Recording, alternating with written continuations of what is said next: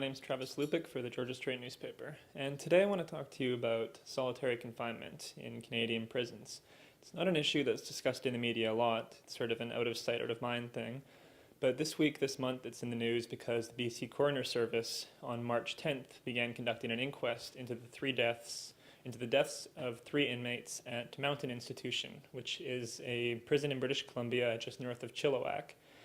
There in solitary confinement units, 3 men died over an 8-month period beginning, over 2012-2013, and the BC Coroner Service wants to investigate the circumstances around those deaths in the hopes of preventing further incidents like that. So this shines a light onto solitary confinement, a topic which doesn't get much attention, and called my attention to it. And what I found is that there's actually a lot of people in Canadian prisons that are held in solitary confinement. In 2011-2012, there was about 25% of all prisoners in Canada passed through solitary confinement at one time or another. And on any given day in Canada, there's about 850 people held in solitary confinement in federal penitentiaries across the country. So it does affect people more than you might think.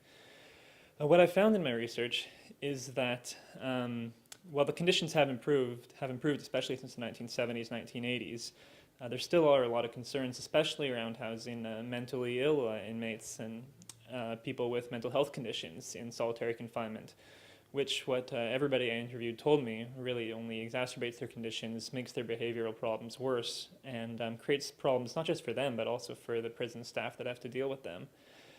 A lot of that stems from an over-reliance on solitary confinement.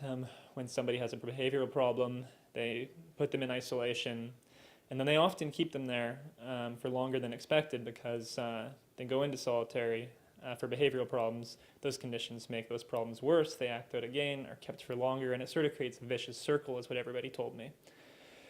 So what people are calling for, prison advocates, lawyers I spoke with, and the Correctional Investigator of Canada are sort of ombudsmen for Canadian prisoners. They've asked for an absolute prohibition on the practice of keeping mentally ill offenders in solitary confinement. They've also asked for maximum limits to be placed on the amount of time that offenders can be kept in solitary confinement. I think what they want is 15 days, which is what's been recommended by the United Nations. And they've also asked for there to be alternatives to solitary confinement. When a behavioral correction or a punishment is required, do things like take away television privileges instead of putting somebody in isolation. They say that that will help with behavioral problems and help address this problem that they call a human rights complaint. So we're going to see what happens with the March 10th inquest. This is the 3rd time in the last few years that this has really been put into the news. There was the case of Ashley Smith, a mentally ill Ontario teenager who took her own life after spending significant time in solitary confinement. There was also the case of Bobby Lee Worm, that was closer to British Columbia. She was a Native woman who was kept in solitary confinement for a long time. And now we have the death of 3 inmates at Mountain Institution north of Chilliwack. And third incident, there haven't really been any reforms from Correctional Services Canada who wouldn't speak to us on the issue.